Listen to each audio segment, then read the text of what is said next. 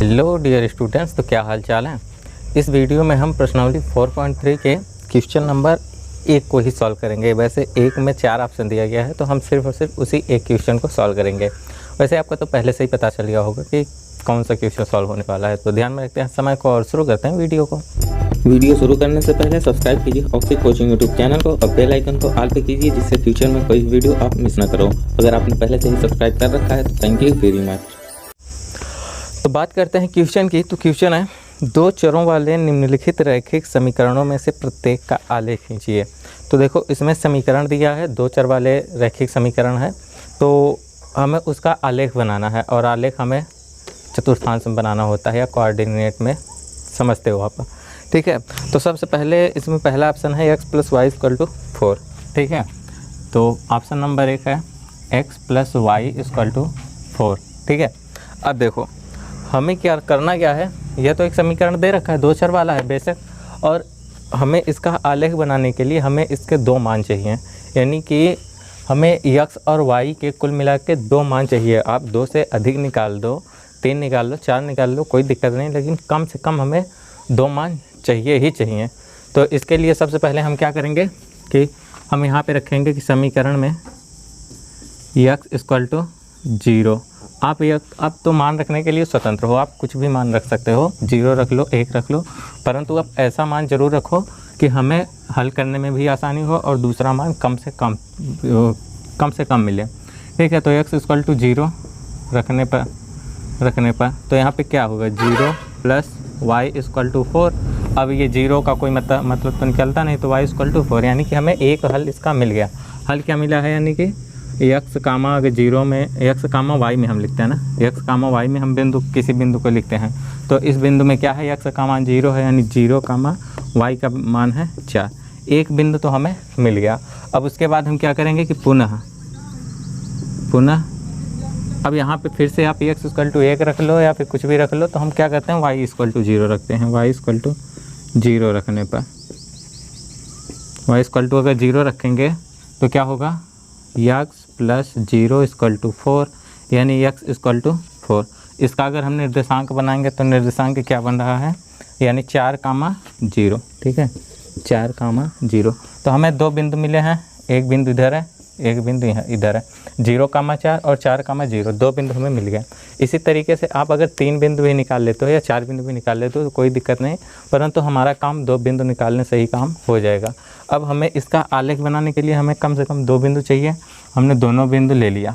आलेख बनाने के लिए सबसे पहले पहला बिंदु लेते हैं, कोई भी बिंदु ले लो, 0, a, यानी कि हम इसे बिंदु a नाम दे देते हैं, = बिंदु a। अगर हम इसे a नाम दे देते हैं और इसे b नाम दे देते हैं, ठीक है। तो 0, 4, यानी x का मान 0 और y का मान 4। तो देखो, यहाँ पे x और y दोनों का मान 0 होता है, लेकिन x का मान तो 0 है, y का मान 4 है, तो y का मान 4 यहाँ पे है। तो ये बिंदु क्या हो गया, हमारी ये बिंदु a हो गई, ठीक है। नहीं, यहाँ पे या फिर लिखे लो 0, 4, एक बिंदु यहाँ पे मिले। अब दूसरा बिंदु क्या है, 4, 0, यानी कि यहाँ पे y का मान 0 होगा, और 1, 2, 3, 4, यहाँ पे क्या होगा, 4, 0। ये 0, 4 बिंदु है, ये 4, 0। कम से कम 2 बिंदु आपके चाहिए। तो हमने दोनों बिंदुओं को क्या किया, इस पर रख लिया। अब सिंपल आप क्या करोगे, पटरी की सहायता से इन दोनों बिंदुओं से होती हुई एक सरल रेखा खींच दोगे, ठीक है। अब देखो, कोई भी दो चर वाला कोई भी रैखिक समीकरण हो, अब रैखिक समीकरण ही उसका नाम इसीलिए रैखिक समीकरण बना क्योंकि अगर इसे हम आलेख में दिखाते हैं तो सिर्फ और सिर्फ एक सरल सीधी रेखा मिलती है और कुछ नहीं मिलता, ठीक है। तो आई होप कि आपको समझ में आया होगा। अगर अभी भी आपको डाउट हो या फिर थोड़ी बहुत परेशानी है तो आप हमारे लीनियर इक्वेशन वाली प्लेलिस्ट को चेक कर लेना। उसमें हमने एक वीडियो में बता रखा है कि किस तरीके से आप रैखिक समीकरण को आलेख पर दिखा सकते हैं, प्रेजेंट कर सकते हैं। बहुत ही डिटेल में वीडियो बना रखी है और इसमें तो हम क्वेश्चन को सॉल्व कर रहे हैं। तो देखो, पहला क्वेश्चन तो सॉल्व हो गया।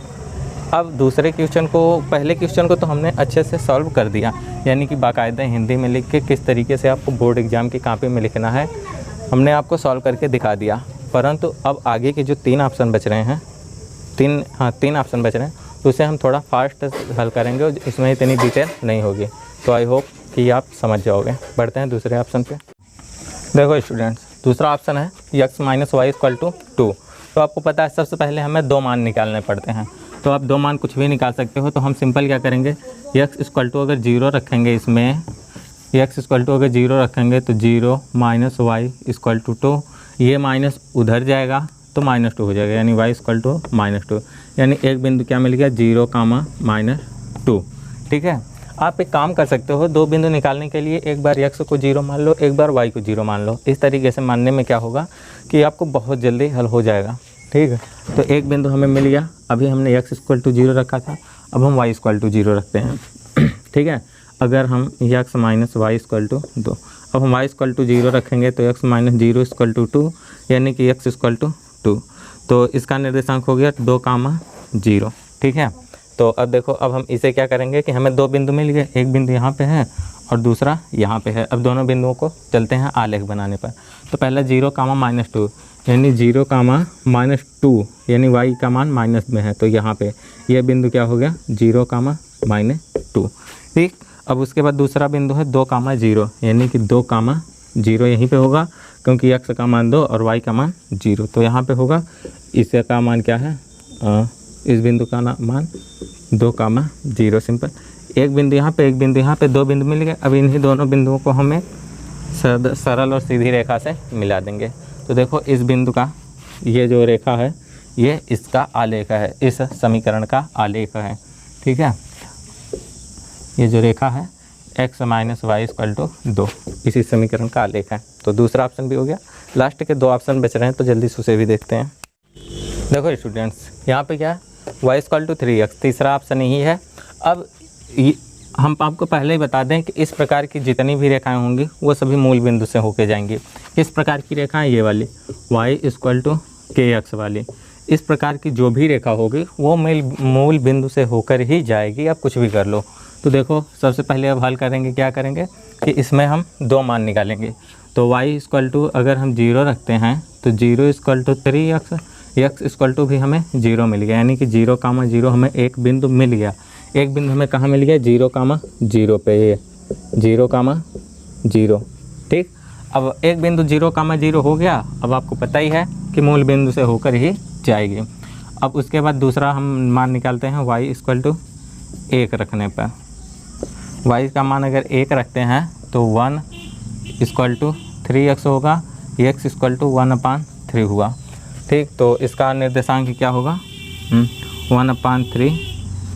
एक काम करते हैं, y का मान हम कुछ ऐसा रखते हैं कि हमें x का मान, y का मान 3 रखते हैं। ठीक है, y का मान 3 रखने पर अगर y का मान हम 3 रखेंगे तो x का मान 1 मिल जाएगा, तो ज़्यादा आसानी होगी। ठीक, तो y equal to 3x, y को अगर हम 3 रख लें, 3x, तो 3 से 3 कट गया, यानी x इक्वल टू 1। तो दूसरा बिंदु हमें क्या मिल गया, 1, 3। ठीक है, तो देखो, सबसे पहले एक बिंदु तो हमने आपको दिखा दिया, 0, 0 यहाँ पे होगा। दूसरा बिंदु है 1, 3, यानी 1, 3 यहाँ पे बिंदु होगा। ये है 1, 3। अब सिंपल पटरी की सहायता से आप इसे दोनों को मिलाते हुए एक सरल रेखा खींच सकते हो। अब देखो, हम इसे हाथ से बना रहे हैं तो सीधी नहीं बन रही है, बाकी अगर आप एग्जैक्ट पटरी की सहायता से अगर आप बनाओगे तो आसानी से बन जाएगा। लास्ट ऑप्शन देखते हैं, जो कि इस वीडियो का भी लास्ट होने वाला स्टूडेंट।